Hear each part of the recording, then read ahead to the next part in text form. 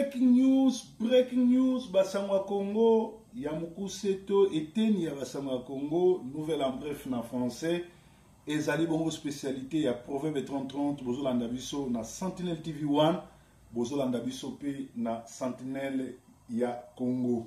Soki nano s'abonnete, abonne-toi na Sentinel ya Congo, esika wapi, tozo sa la promotion na mon mikolo yo, yango moni mikolo yo, Sentinel TV1.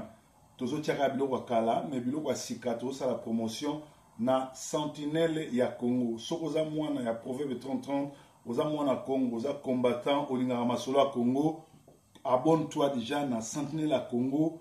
Esika toa oloba ba vérité, sango malamu, ba news ya Congo pa information na ndenge ya kosakana te.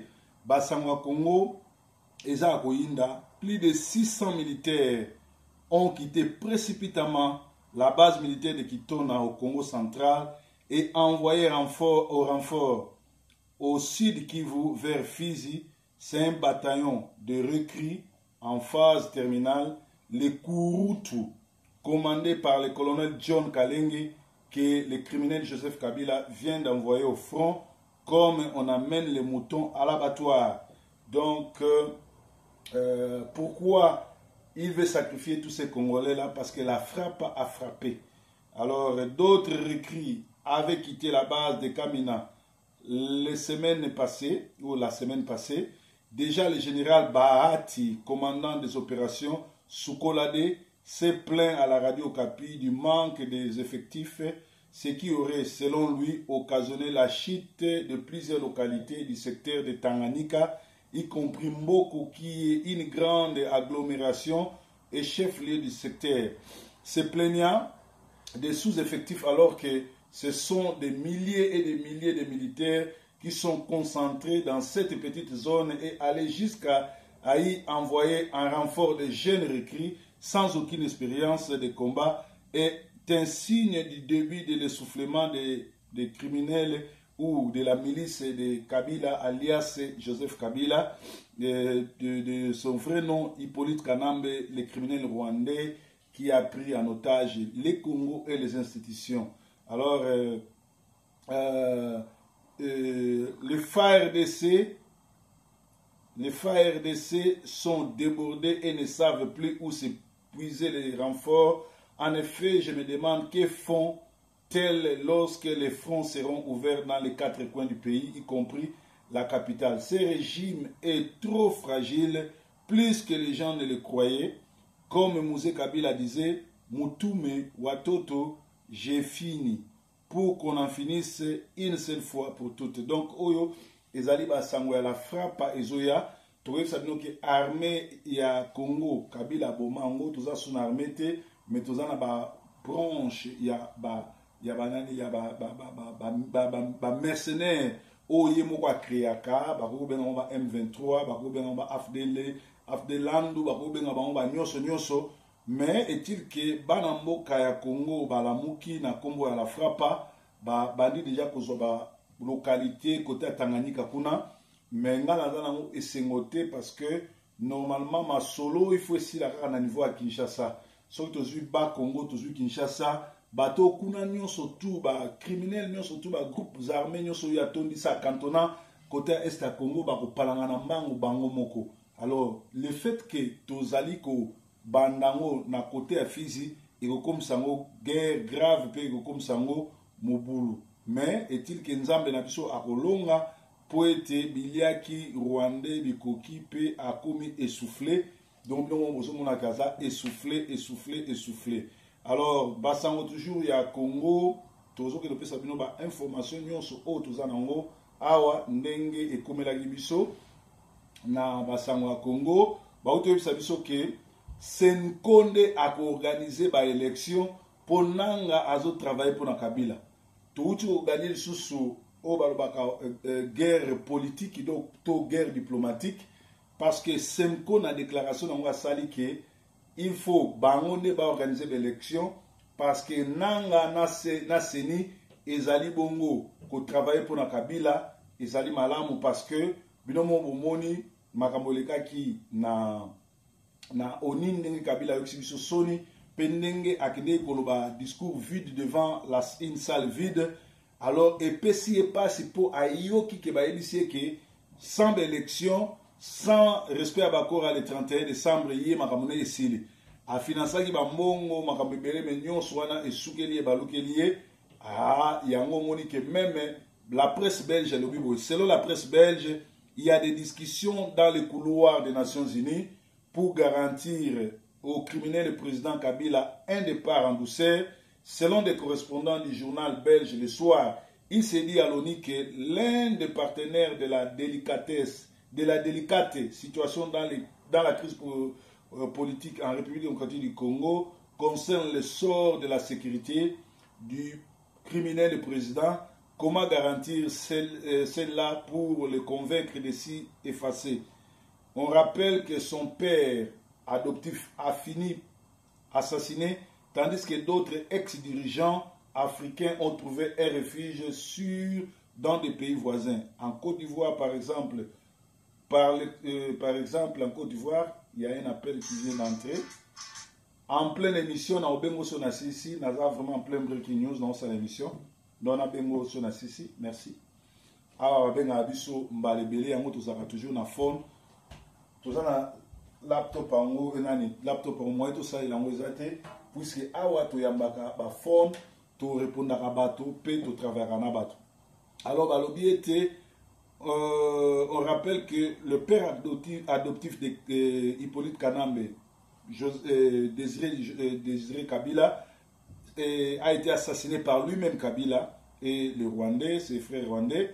Et pourtant, en Côte d'Ivoire, nous avons l'exemple, l'ex-président burkinabé Kamporé est parti se réfugier là-bas. En Guinée équatoriale, pour les Gambiens, Djamen, l'essor des avoirs fait également partie de l'équation. Il faudrait convenir d'un cadre solide de sortie, indique une source proche du dossier. Bien sûr, l'initiative devrait amener des acteurs régionaux africains plutôt que des parrains européens, occidentaux. Ceux-ci devraient davantage se mobiliser pour favoriser une sortie de crise, estime-t-on, d'autant qu'on risque de contagion n'est jamais à exclure. S'agissant du Congo, un pays qui partage ses frontières avec les 9 pays.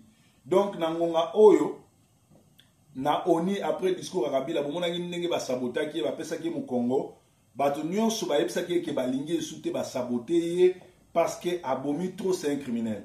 Alors problème est se poser et ali problème que Kabila à comprendre qu'il y a sous président Congo té, mais alingi ba garantie.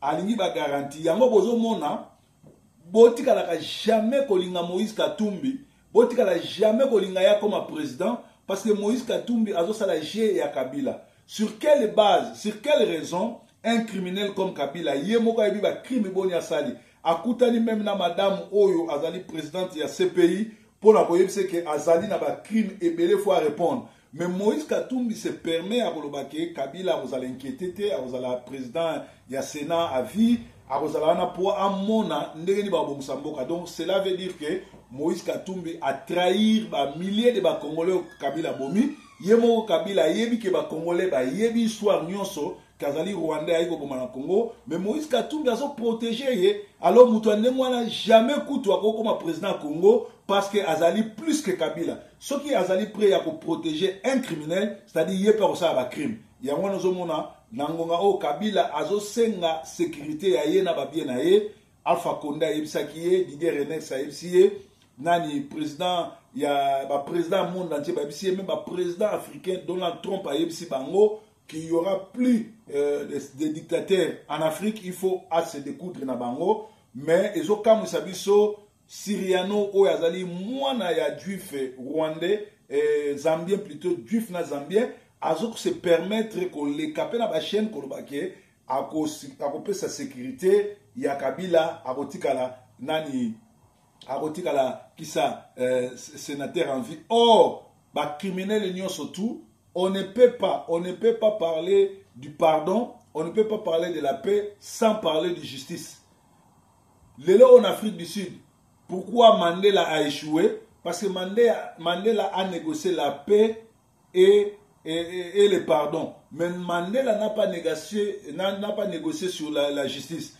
Ceux qui veulent pardonner, ceux qui veulent la justice, il faut ekanga ba o nous ba coupable. Ba o ba bomaki, ba o ba ibaki, ba o ba saïba massacre. Ceux qui veulent sali justice c'était pardon vous allez kimia pe vous allez. Donc c'est la même chose na Kabila et sengeli to kangaye na Ruberwa groupe na wana nyonso tout bato wana nyonso tout ba Mova Sakani ba Sheo Kitundu ba Mende ba Chibala ba nani kisa Olengankoy tala ndenge ba Sakani na ye ba retirer motion ya kosolo masolo en sensa c'est-à-dire ba bomi sensa ba pesa ki e ba rendez-vous ya lokuta ba renommé était directement à s'échanger qui alongwe combattant a comme ko protéger Kabila bomoni nde ba simbisi touche donc bino oyo bozali bongo na opposition bino o bolobi bongo boza ba combattant toyeba ka bino na buzo bana bino to moni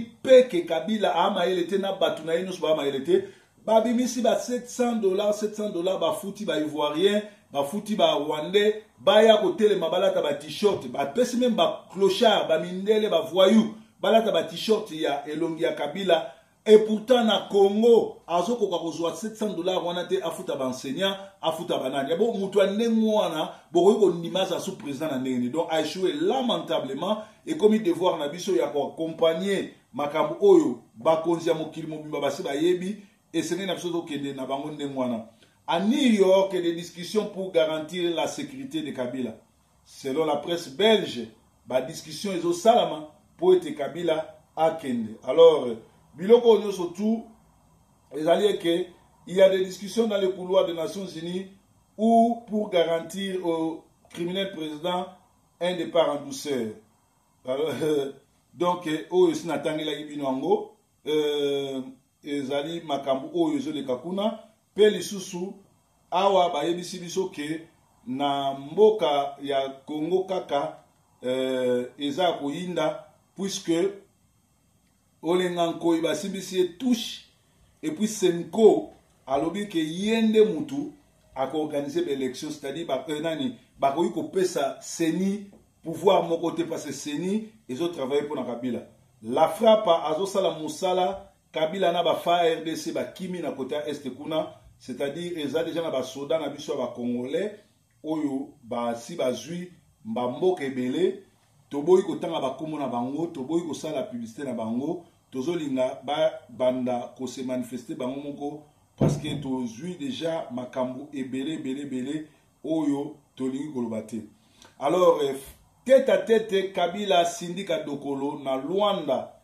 dimanche 25 septembre alors en marge de l'investiture du nouveau président angolais Jean Lorenzo une rencontre à huis clos a eu lieu entre Kabila Sindika Dokolo, qui a été chargé par les rassemblements de discuter avec Kabila en présence de Jean Lorenzo sur les garanties sécuritaires de Joseph Kabila et ses proches après son départ. Pour votre info, l'Angola a reçu mission du Conseil de sécurité de déboulonnage du régime Kabila. Les opérations de déboulonnage commenceront le 25 octobre avec la frappe aérienne sur les troupes armées étrangères et locaux opérant en RDC. D'autres sources nous disent que Kabila avait des garanties sécuritaires avant de se dégager. Car la seule négociation que le rassemblement accepte, c'est sa reddition, désarmement et cantonnement de ses gardes à suivre. Donc, Nangonga Oyo, dimanche passé, réunion Salamaki à huis clos, Sidika Dokolo, Kabila, na Jean Lorenzo, pour parler sur le part, il y a Kabila. C'est le boy que Kabila n'est pas communauté internationale, c'est fois long. Alors, il y a une garantie. Il y a une kutana parce qu'il faut tout ça la transition sans Kabila et fait de route il y a IDP c'est ça clair. Bah ça la restriction, il y a justice, il y a armée, il y a Sénat, il y a parlement parce que batona tout ba corrompu, ba criminel, ba ko composer sous ba nouveau dirigeant, nouveau régime. Alors tout bon de l'Anzambe pour être makambo oyo kene na kimia, tebi ke Kabila za teti et ko kamusa biso bomoni Kabila azali président le plus malpropre, le mal propre en plus à l'atarabiente tala ake na oni ko sala discours na liboso ya ba chaise vide sapatu na ezaki sirete bozana ba photo na bino bomona. C'est-à-dire nous avons un président criminel dépassé qui s'est drogué, un bande de drogués et de criminels qui dirigent le Congo. Donc biloko na nyonso to esengeli to silana na bango. Bokomona tala sapatu Kabila kende kolata na Nations Unies ezali sirete bozana ba photo wana ezotambola na koko la sabino yango bomoni sapatu na eza sirete. Donc nous avons un malade qui dirige par force esengeli biso to telemelaye lelo sous na tongo ba yesi biso olenga nkoi basimbisi grand touche parce que normalement, il y a un nommé président Sensa. Or, Nenge, Batindiki, qui ça, député wana alongoli motion na ye sur la Sensa, c'est-à-dire que bakotika la souko ça la poste wana te, babomi poste wana parce que poste wana za natina te pour Kabila a organiser ba élection te, pe Kabila oza sous président Congo te. Nangongo tozolo ba Kabila sa yebi ki aza sous président Congo te makamuni surtout ça na kimia ceux qui peut aller kimia te abozwa la frappe ndenge bandi ko mususu bazo frapper. Donc ce n'est na mino boye ba kezali ndenge wana eza événement du siècle oyo biso bana Congo fone to solola. Alors tout le monde peut que Katumbi affirme que si Kabila n'organise pas des élections il sera contraint de partir, mais na suka wana azolo ba ke akopé ça y chance ya kozala président à vie. Donc biloko nous surtout ezali mawaningi po na biso ba oyo tozali kuna. Donc Zambe aleka na kopambola breaking news Yesu Nkolo. Breaking news. Allô? Yeah. Are you okay?